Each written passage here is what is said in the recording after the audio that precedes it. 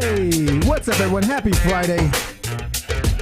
Today's topic, we'll be talking about the SEO mindset and how to build your SEO business with a very special guest today, Mark A. Preston. I see a bunch of you in the live chat. Don't forget to say hi. Mark's in the live chat. Hello.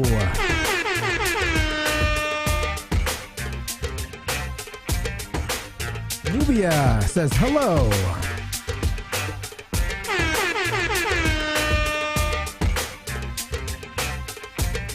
Lucy, hi fellas. Hello Lucy.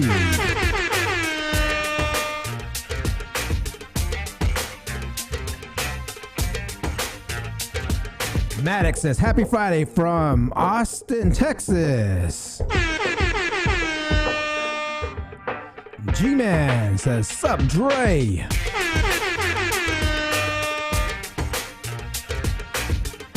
Stefan, my man, happy Friday.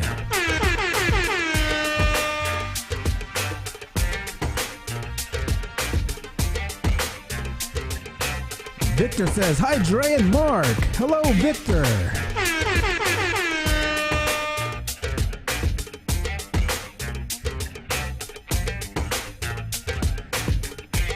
Today's topic, we'll be talking about the SEO mindset and how to build your SEO business with a very special guest today, Mark A. Preston.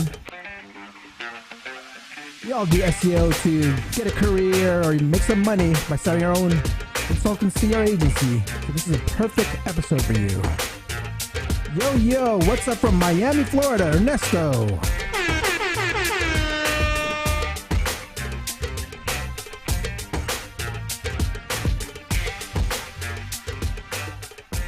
We got about 6.5 more minutes to go.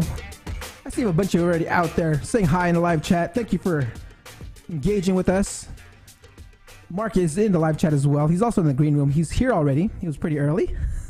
Mark, very good. Sometimes I would get some guests that come in maybe like 30 seconds before my countdown's over. I was like, oh no. So Mark's in there. Thank you, Mark, for coming in early.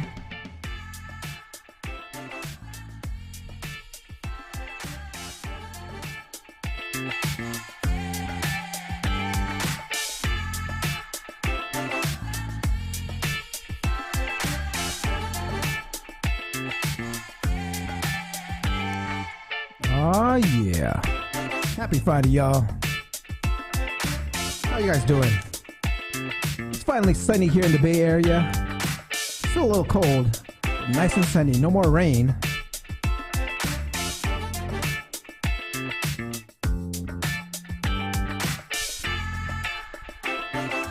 Any of you guys watching the new Shazam movie? Let me know in the live comments.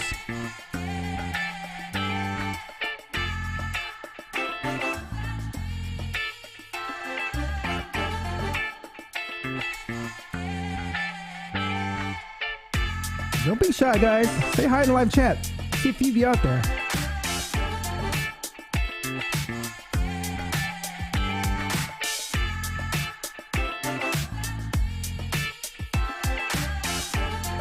There we go. Kobe. Hey, what's up, Mark and Dre? Hello.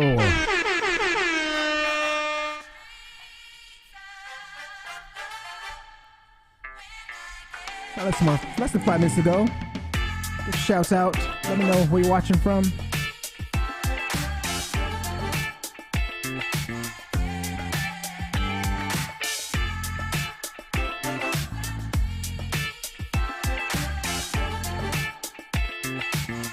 Carol Fry, happy Friday from Seattle, Washington. Hello.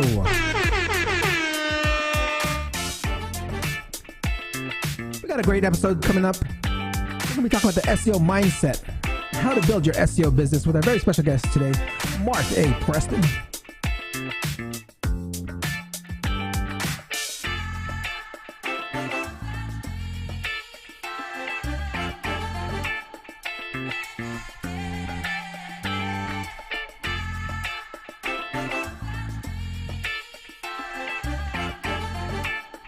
Be sure to get your questions ready.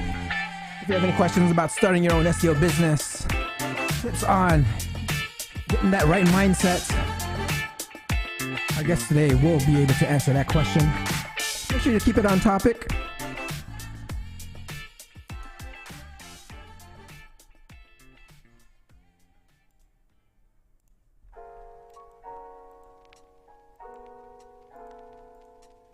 All right, guys, we got about 3 more minutes to go. I'm just getting things a little ready here. See if a few more of you trickling in.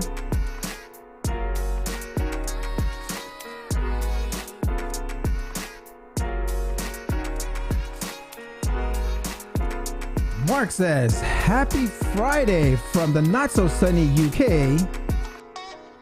Well, it's nearly 7 p.m. here. Whoa, all right.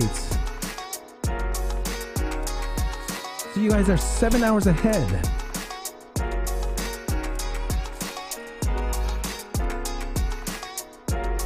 Thank you, Mark, for staying up late with us. I know it's Friday. It's also St. Patrick's Day. Are you drinking? Are you celebrating tonight? Are you drinking anywhere? No?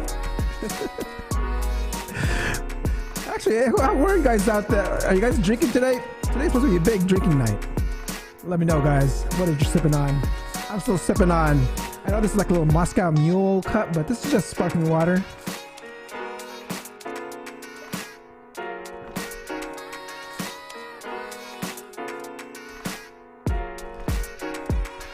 Is that cola or is that tea, coffee?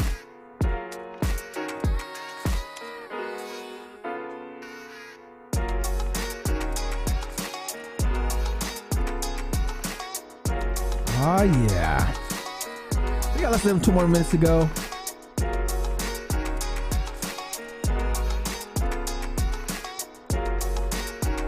I'm a little quiet today. Maybe you guys are out drinking already.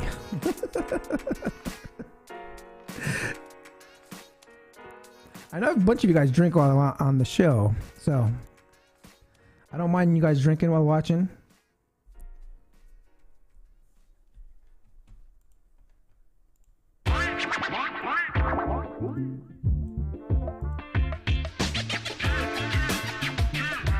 All right, guys, now we got 1 more minute, about a minute more to go. I'm gonna go ahead and start slowing down the music and getting things ready here.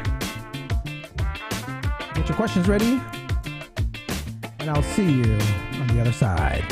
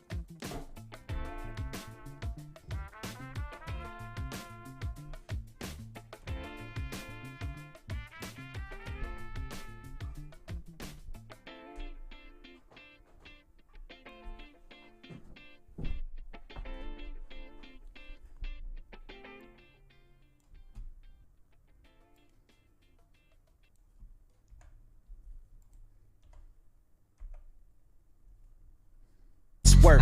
Wanna see you be an SEO expert. Paul Andre De Vera, steady dropping knowledge. Over 15 years in the game, so he knows all about it. Master the art of SEO, you will be amazed. Time to get your brand off page to on page. Dropping knowledge, legendary for sure. Whether you're just getting started or self-employed entrepreneur. Yeah, let's go. Subscribe to the SEO video show. Hey, welcome to another episode of the SEO video show where SEOs are live and fun. My name is Paul Andre De Vera, aka Dre, and I curate SEO videos released in the past week. It's about 1-minute clips. My favorite part of the show is when I get to introduce my guest, and my guest today is SEO mentor Mark A. Preston. Before we get started, let's say what's up to everyone in chat. I see Carol, Kobe, Mark, Ernesto, G-Man, Stefan, Nubia, Lucy, Maddox, Victor. Thank you so much for coming by. Please don't forget to like, subscribe, and hit the notification bell and support this channel. Now let's get on with the show. Hey Dre, how did the SEO find their way back through the woods? Breadcrumbs. Breadcrumbs. Get it.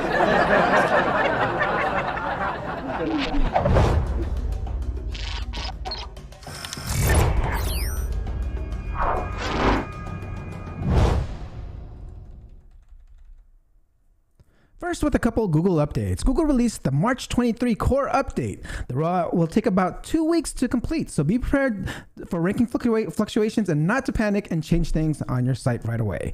All right, Daniel Waisberg shares how to monitor Search Console data in Looker Studio. Let's check this one out.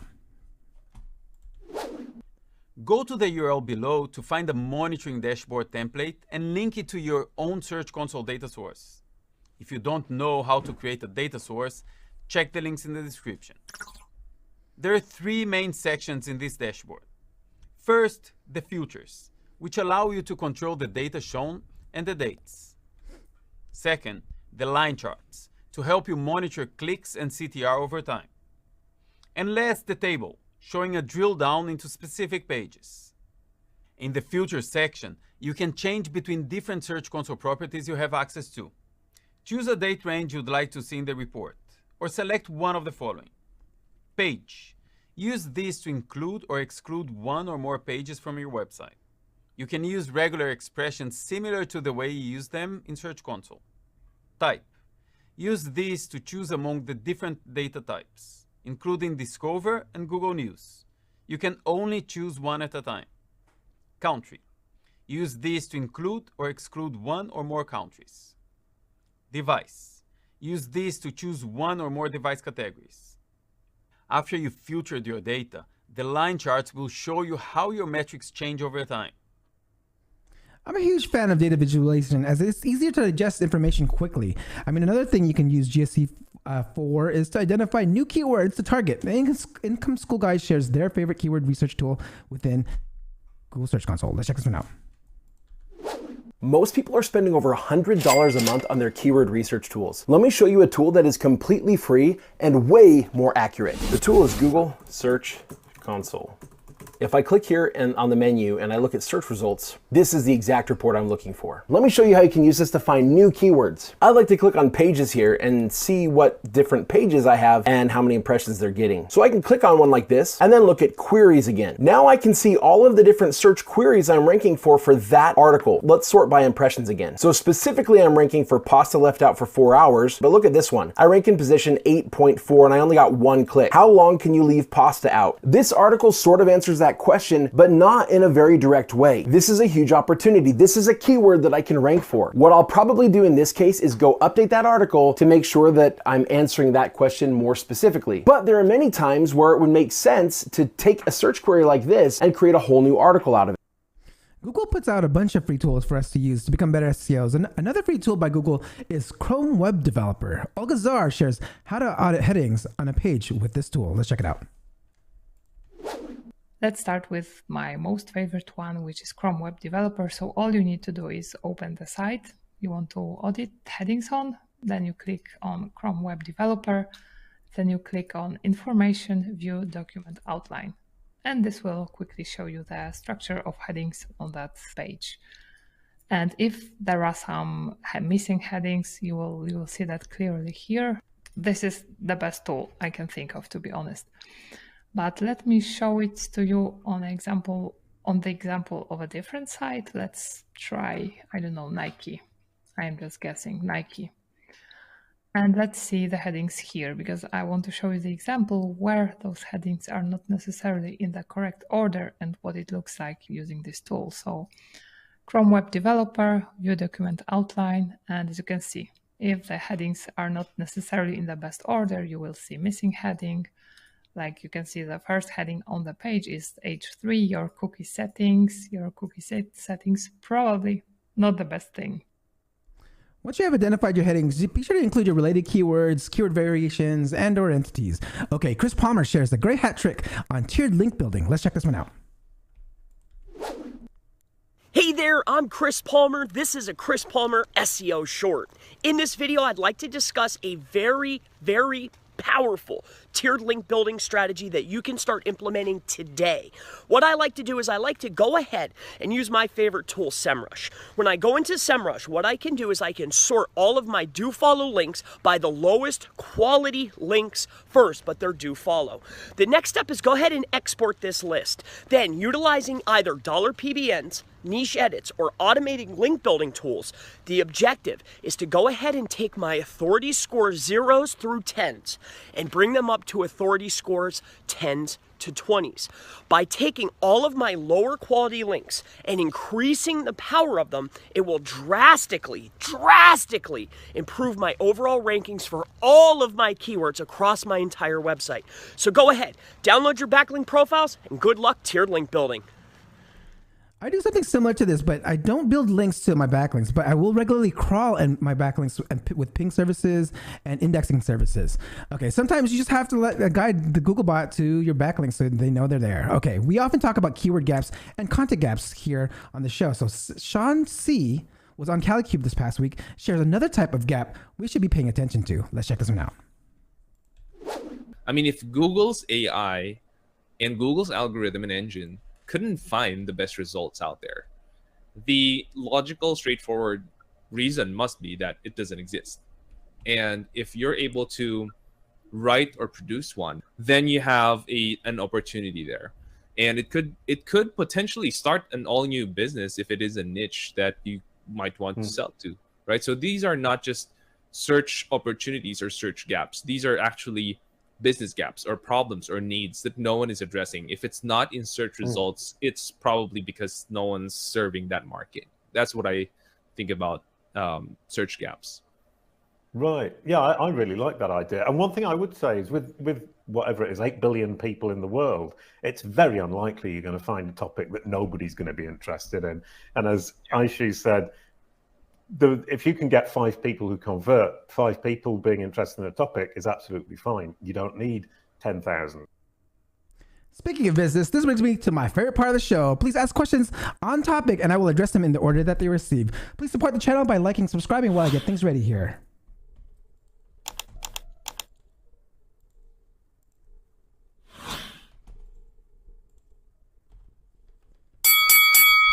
Mark is an SEO consultant and advisor who has been doing SEO since 2001. He has built a lead generation affiliate marketing business. He founded a multi-location agency with zero investment and established over 50 franchise digital marketing businesses. He's a best publishing author and speaker. He speaks at marketing conferences and corporate events around the world. He installs a logical thinking business development SEO mindset with everything he does. Please welcome Mark A. Preston.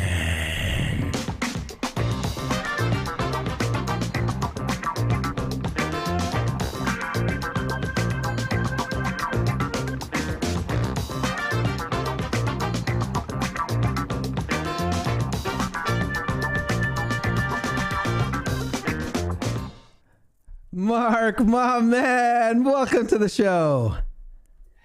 Thanks for having us. Everyone, let's give a round of applause for Mark.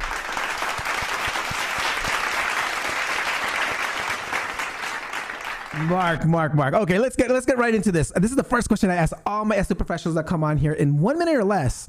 Can you explain how Mark gets ranking on page 1 of Google? No problem. Build a brand people want to do business with. Do that and Google will love you forever. Love it. Love that tip. Okay, let's rewind this quick. Hold on. Let's go back to 2001. Take us way back. Take us back to 2001. And how'd you first get into SEO? Probably when I didn't even know SEO existed. It was a case of back then I was a mechanic and an agricultural engineer. And due to family health issues, I had to do something else that I was in control of. And I found this online thing and I just started setting website after website up and basically wanted to find out how they got ranked, how people got to the website. Because the idea I had is, well, if I can generate leads through these websites, I could sell the leads to businesses in those industries. And over the first, I'd say 3 years, I built about 100 and odd websites in all different industries, and basically just learned how to get people, and I generated a lot of income by selling all those leads. Love that. Okay, so what actually made you actually interested in it? I mean, like, you know, you learned it. I mean, you stuck with it. I mean, what was so cool about SEO that made you stay with it to today? It's a fact that you can make a real difference. It's not just, for me, SEO is not just ranking websites. It's making a real difference to real lives, whether those the people that work in those businesses, yourselves, or the people on the ground level. Everyone, you're contributing to people's futures, and that's what excites me. Love that. Okay, so now you said that you were learning it. I mean, someone learning it was because you were building your websites and you found traffic coming in. But I mean, so how'd you actually learn it? Like, were you like reading books? Were you had a mentor? I mean, how were you learning SEO at the time? No, I didn't have a mentor. My strategy was looking at what everyone else was doing and testing things, because I had 100 and odd websites, an idea I come up with. Now, because there was my websites, I could test. And if it didn't work, then no one's bothered because they're my websites. Then I looked at what I can do different. So my idea was, well, if everyone's doing all these things, then I need to do something else to differentiate myself, to beat them. And that was the idea, and that's how I learned, by testing different things. Love it. Love it. We love our SEO testers here. I mean, because that's the only real way that you can learn yourself and really like just fact check your sites, right? Because it's, if you did something, you know the cause, you know, from what has happened. Okay, let's get into one of our topics today. I mean, we have a lot of topics. I mean, but the main topic today is about the SEO mindset. You talk about the SEO mindset. You have a podcast. Can you tell us what is an SEO mindset? Yeah, it's to get SEOs thinking in the right way about what they do. So instead of being in the data mindset, instead of looking at graphs, instead of reporting and all this, first of all, before you even understand the techniques, you need to get the mind right, in the right place. And SEO mindset is a way for me to ask specific questions in a specific order, in a specific way, for SEOs to get into that mindset. Okay. So now let's get into that mindset. Let's see how would you actually what are the tips to get us into that mindset? What are the questions that you ask, and the order? Like, break it down for us. Right. Well, depending on who the individuals are, because even though I might train a group of individuals, they're still individuals. And each individual has got a purpose. They've got a goal. Whether that goal is to rank their particular brand because they're in-house, or if there's a goal to actually work on lots of different websites. Now, the questions I ask are surrounded by justification. It's getting the individuals to justify what they're doing and why they're doing it. Now, if they can't justify it by me asking certain questions, depending on their answers, they'll soon realize, well, I've been doing this wrong. One tiny example was, I was speaking to an SEO who were working on a brand and realized that for the past year, they'd been targeting the wrong audience. And that was a light bulb moment. How'd you know they were targeting the wrong audience? Like, what were the questions that you asked them to figure that out? Well, it's getting them to understand who their audience is, right? And when we looked at things like Google Trends, look at SparkToro, look at all these other aspects, they soon realize that, right, who I thought, because I just naturally thought was the right audience, isn't actually the right audience, because sometimes as SEOs, we're so involved in the data side, so involved in the technical side, we fail to understand the reality of the business. Love that. And speaking of business, let's get into say we're in the mindset now. I mean, we have the right mindset. We have the right target audience. You've actually mentored us, so we're training. Now you want to get some business. So what are some typical ways that you go about finding new prospects for some services? Right. For one thing, you have to understand again who those people are, right? And you have to be totally realistic on your own skill set. The problem is I've spoke to so many people who are targeting an audience because they thought it's the right thing, but they don't have the skill set for that audience. So first of all, they need to actually analyze their own skill set and be totally honest with themselves. Then once they have that knowledge, whether it's small businesses, whether it's brands, whether you're targeting technical, whether you're targeting migrations, whatever it is, then that's it. But LinkedIn for me is a total goldmine. Over the years, I've generated multiple 7 figures of sales just from LinkedIn. Oh, that's a great segue there. LinkedIn. My boy Leon is on in the live chat, and we were kind of talking about about LinkedIn. So what are some LinkedIn? How are you generating your leads there? How is it a gold mine for you? How can we dig it up? Right. Again, once you understand the audience, you know who these people are.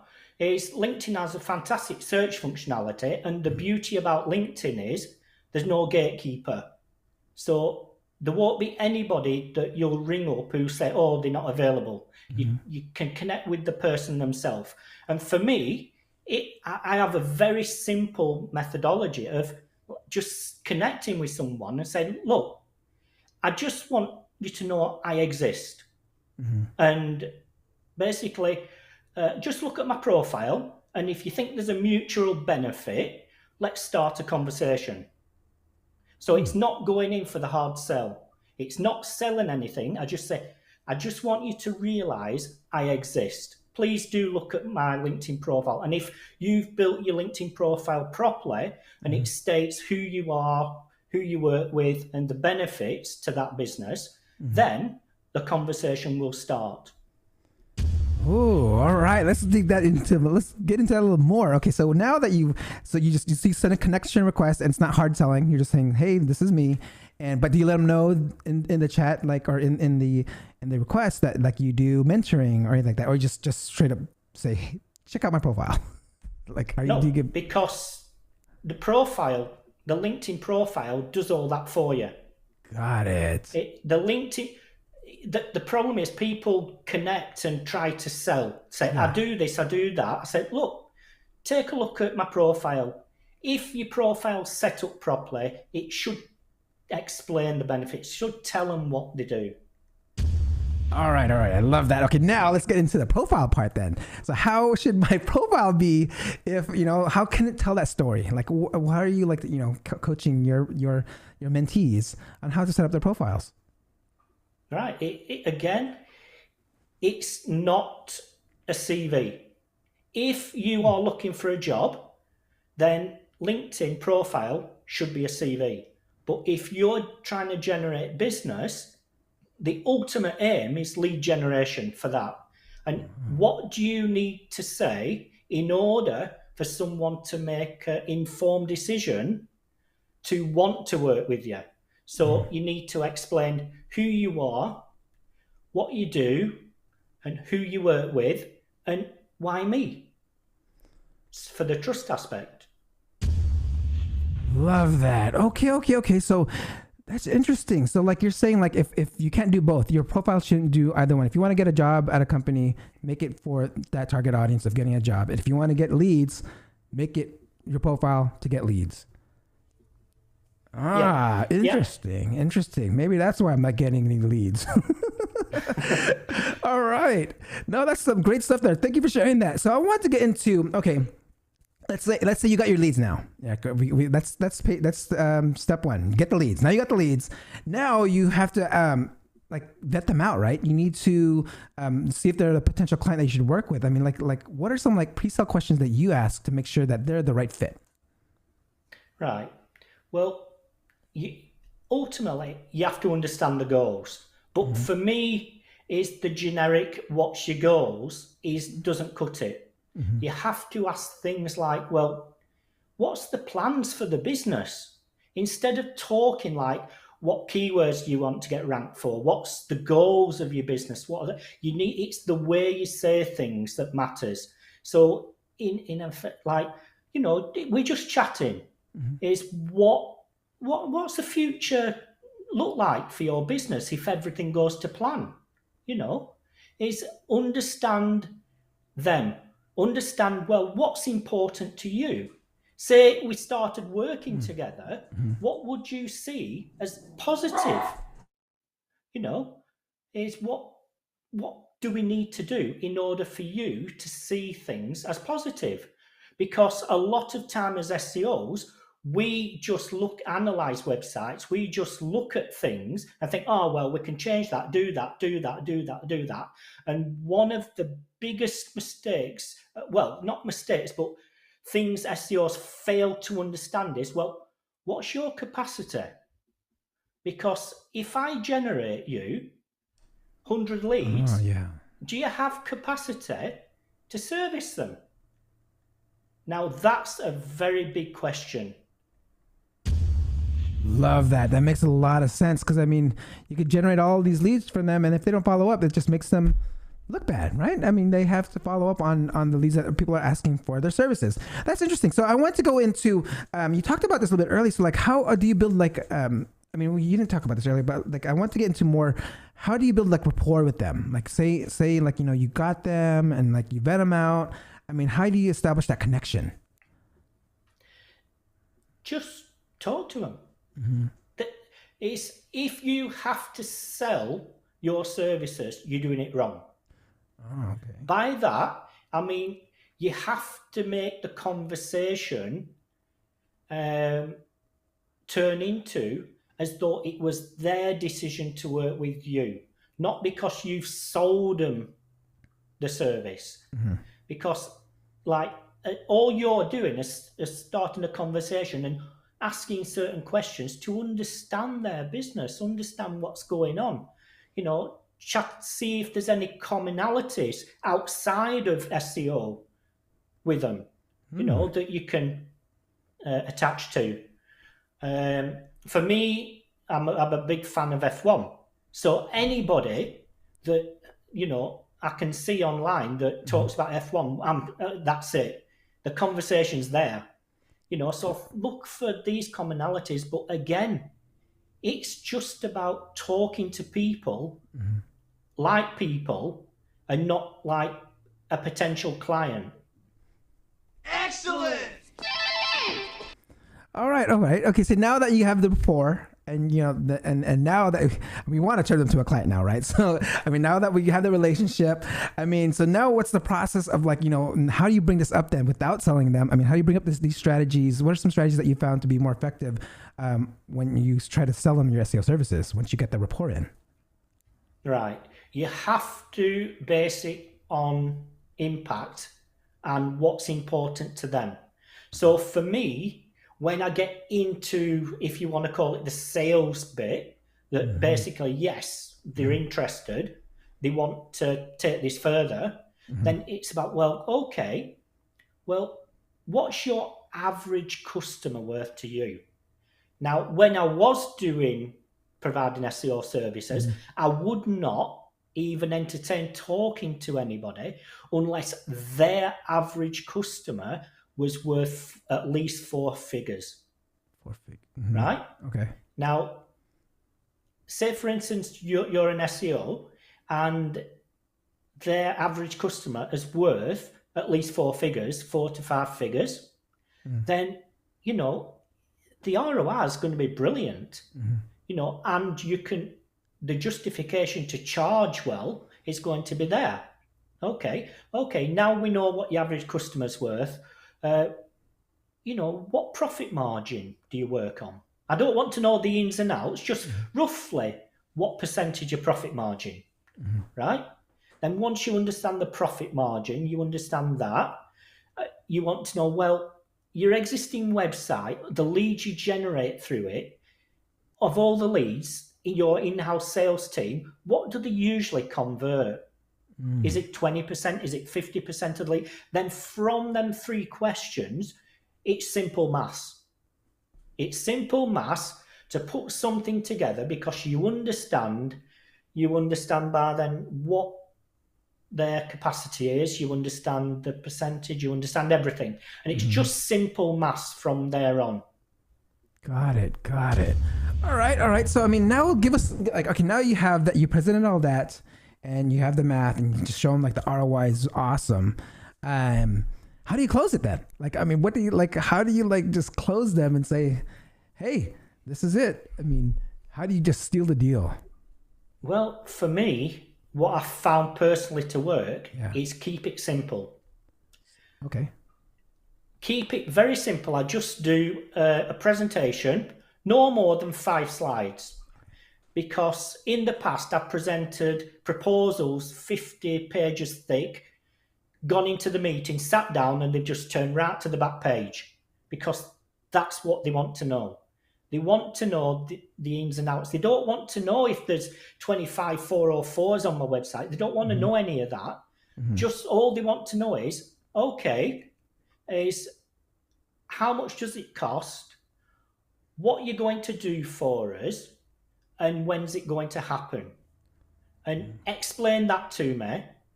And basically, you need put them in a position where, well, they can't say no. Love that. Okay, so now let's get into cost, because you brought this up. You said cost, and I'm curious. Like, so how do you know what to charge? I mean, like, what are some revenue models that you've used or seen in the industry that you seem to be working well? Like, let's pick a few so like audience out there can like, hey, if you want to do it this way, you can do it this way. You can do it this way. Right. Well, there's the old-fashioned way of pricing per hour, which if you run an agency, that's easy to manage, right? If you're a freelance, then you are doing that based on your own time, and there's always a capacity.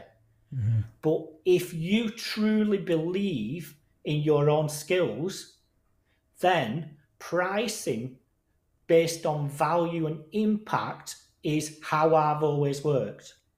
So from that, if you're going to generate that business an extra £1 million over the next 12 months, well, that's £1 million that business wouldn't have had without you. So what is that worth to them?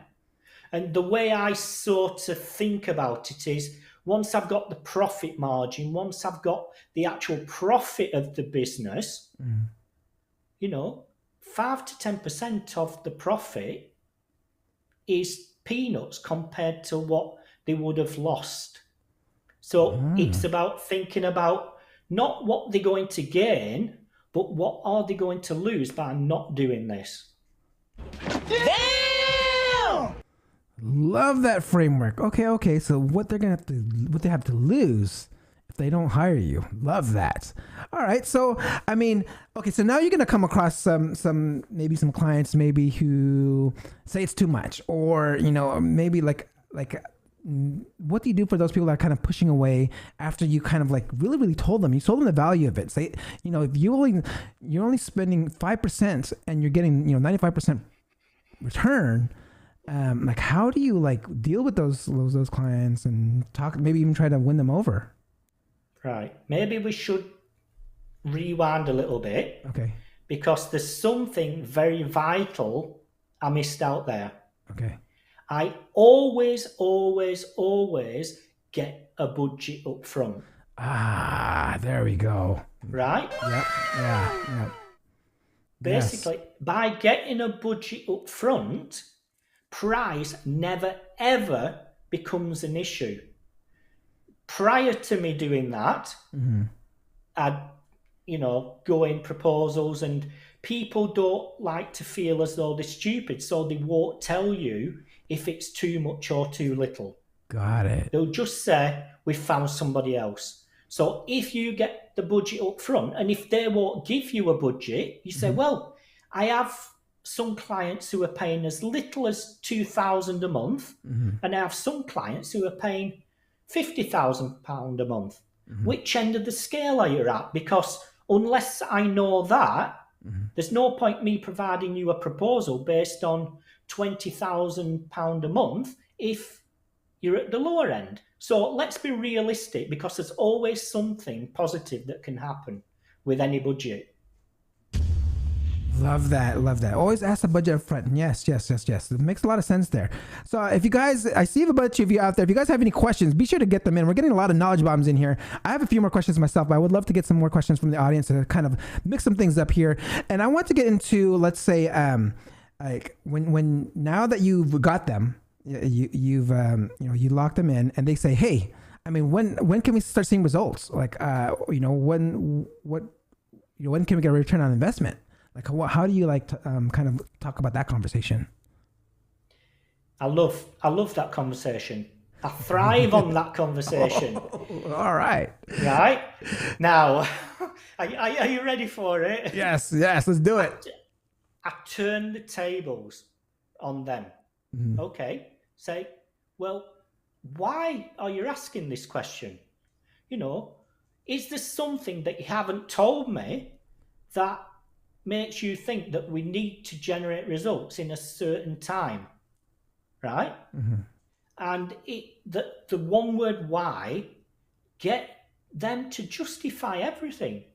By that, you're already working with them, they trust you, and it's like, well, please could you explain why you were asking that question? Because once I understand why you're asking that question, I can give you a correct answer without me just trying to guess what you're thinking. Got it. Now, you'll find a lot of the time, when you ask them to justify things, they'll soon realize that, oh, right, okay, go for it. Love that. Okay, we got our first question from the audience here. It's from Leon. Leon goes, hi, Mark. Can you give us some advice to an SEO trying to build a brand and acquire clients solely through LinkedIn? So let's start with the first part, building a brand on LinkedIn. How would you go about building a brand on LinkedIn? Right. Why you? Right? What is it about you that these customers or potential clients need? What is your niche within the industry? What are you known for? Or what do you want to be known for?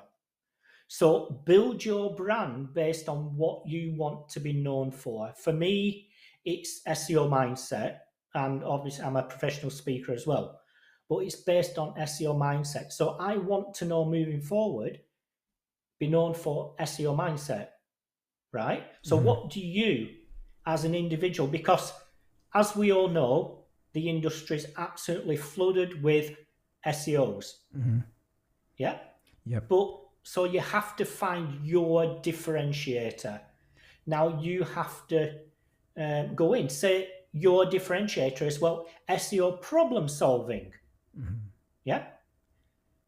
Now, if you're an SEO problem solving, now they've got that's a negative approach to SEO, where you are there to save somebody's business from having negativity.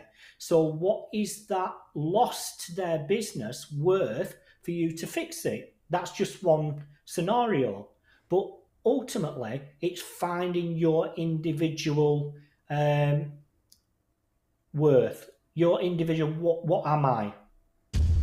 Got it. And what are some exercises to kind of find that? I mean, let's say I'm an SEO, and how can I find that out for myself? Like, what are some exercises that I can really, really hone in on it? Right. Well, first of all, if you start with the tasks, SEO tasks, Okay, right? yeah. Just be honest with yourself. I mean, you have to be brutally honest with yourself here, because it's only you that's going to benefit from that honesty. So make a list. Nobody else is going to see this list, only you. So don't be afraid of the list. Make a list of every single SEO task you are very capable of doing. Start off from the bare basics of setting up 301s, keyword research, right up to, SEO problem solving, the technical side, migrations, all this. But make a list of everything you are capable of doing. Then that is your list, right? Then from that list, you decide, well, what problems can I solve with this set core list of tasks that I'm able to do, right? And from those problems, write down all the problems that you can solve. And from there, you start to realize, well, okay, well, are them problems related to very large e-commerce migrations? Are those problems related to local SEO? Are those problems related to small business SEO? So from there, it's in stages. You look at each stage, and by the time you get to the end, you realize, okay, I am a specialist in e-commerce migrations for large brands. Love it, love it. Okay, now that you're an e-commerce specialist for large brands, how do you brand that? Like, how do you let everyone know that that's what you do? Yeah, I mean, it's just for me. I see that as the easy part. It's just communication everywhere, on your socials, on your LinkedIn, on your website, everywhere you look. It's simple personal branding. So with any personal brand, if somebody can't understand what you do and the benefits to them in any of your personal brand, then it's not quite right. Love that. Makes me understand what you do and how it can help them out. Love that, love that, love that. Okay, so let's go to the second part of this question. I know you kind of touched upon this earlier in our conversation here, is about acquiring clients solely through LinkedIn. I mean, again, you mentioned earlier that LinkedIn is a gold mine. You talk about making sure that your profile is targeted to the target audience, and if you want to really get lead gen, make sure it's a lead gen profile. If you want to get a job, make sure to get a job profile. But so, like, what are some what are the ways to acquire clients that you found helpful? I mean, do you use any tools? Are you are there other things that you're doing besides just the basic request and really just starting that conversation? Now, the one thing we should be aware of, LinkedIn automation tools are against LinkedIn's policy, right? So I know lots and lots and lots of thousands of people use them, but ultimately they are against LinkedIn's T's and C's. So if you get caught doing that, the idea is you want to be contacting, say, 10 people, starting a conversation with them, right? But first of all, you need to understand very quickly if you can help them. Even ask, do you work with an existing person who takes care of your e-commerce migrations when they happen? Are you happy with them? Now, if they are happy with whoever they're working with, don't try and sell your services. Just say, that's fantastic to hear. Is by that time, they will understand who you are. Now, I have won lots and lots of businesses by losing business because they was happy with somebody else who maybe don't have the capacity now. So always keep that conversation going. Always contact them 3 months later. Say, oh, I'm just touching base to see how it went. Mark, it's been a nightmare. Please help. Just all that kind of thing. And it's just having conversations with the right people. Love that. Okay, we got our second question here from the audience, from Jay Cool. He says, "Hi, Mark. Can I ask you what's your greatest focus from an SEO perspective for a large aggregator e-commerce sites? Could it be the crawlability, crawl budget, or site speed?" Right. When you are looking at large websites, it's very, very important to get into the mindset of small tweaks. When you are dealing with websites that are generating millions of visitors, you need to be in the mindset of small tweaks, right? And what is the objective of what you're doing? Will speeding the website up generate what that business needs to generate? But doing small tweaks, testing the impact, and doing it like that. So yes, the website has to be crawlable. I have a phrase, would you put fuel in a vehicle with a broken engine? No, because it won't go anywhere. Right, yep. So why spend your time trying to drive even more people to a website that's broken, that's not converting? So the emphasis has to be on, we've got all this traffic. How can we make what we already have working better for that business? What's stopping them? Is it the fact that they've got broken links that's stopping them from getting A to B? Yep. Love it. Hopefully that answers your question there, Jay Cool. So I got a couple more questions left, and because we're coming close to time here, and I want to make sure if you guys have any questions, go ahead and put them in. But one of the things is now, let's say that you have a that you lock them in, you're ready to go, and what do you do about like contract wise?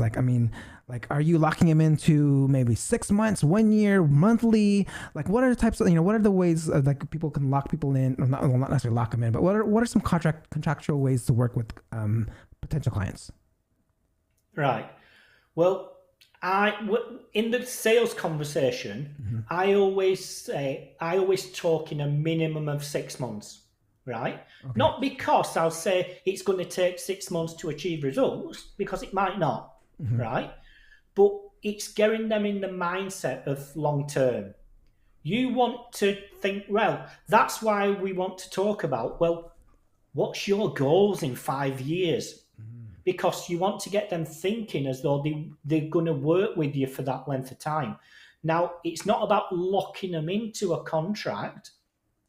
It's about being realistic. Look, is our goal over the next 12 months is to generate X amount of sales, or help you generate X amount of revenue, or whatever the specific goals are.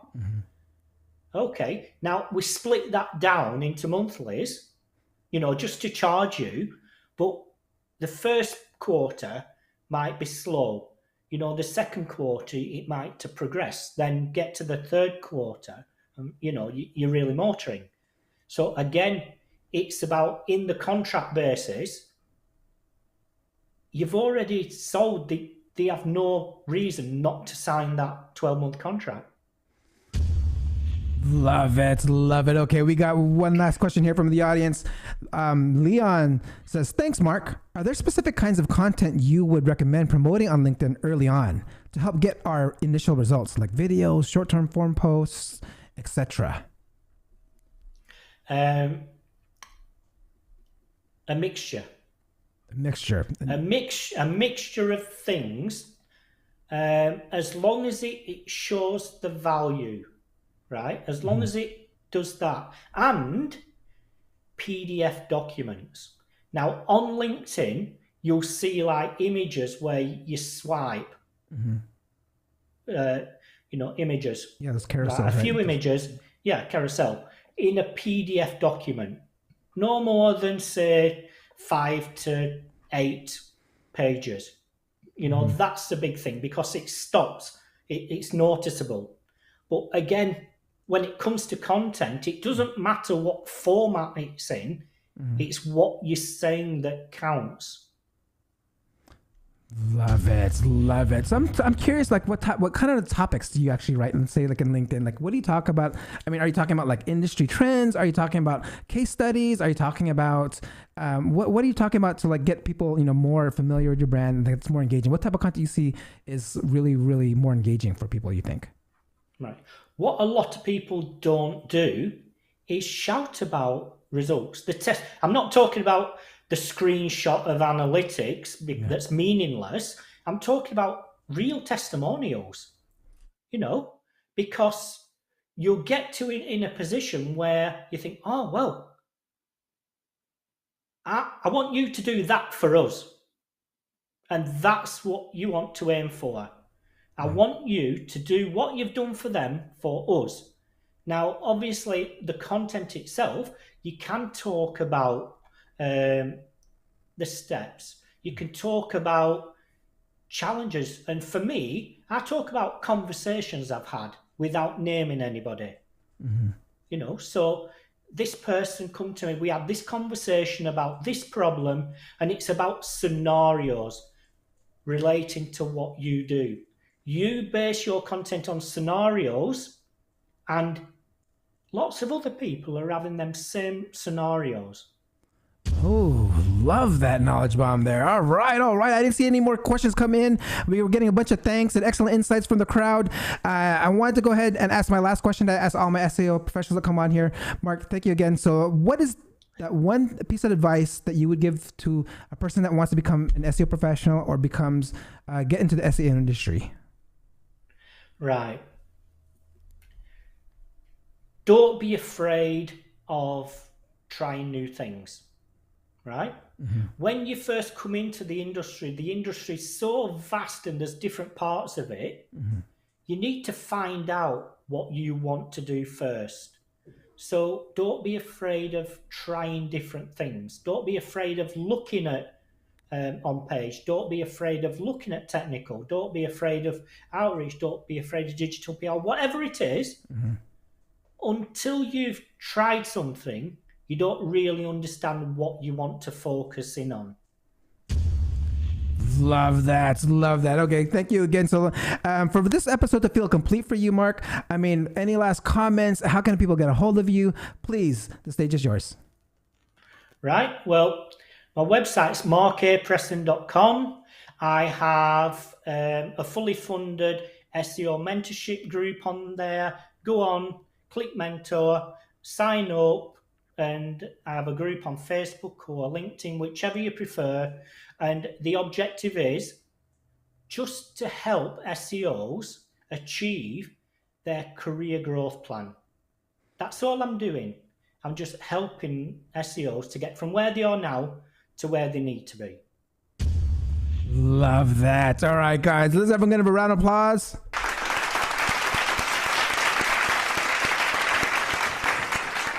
Mark, thank you so much. Can you hold on for one quick second while I sign off here? Just hold on for one quick second. Yep. All right, guys, that concludes another episode of the SEO Video Show. Don't forget to like, subscribe, and support this channel because it helps by liking and subscribing. And I will see you next week. Peace out.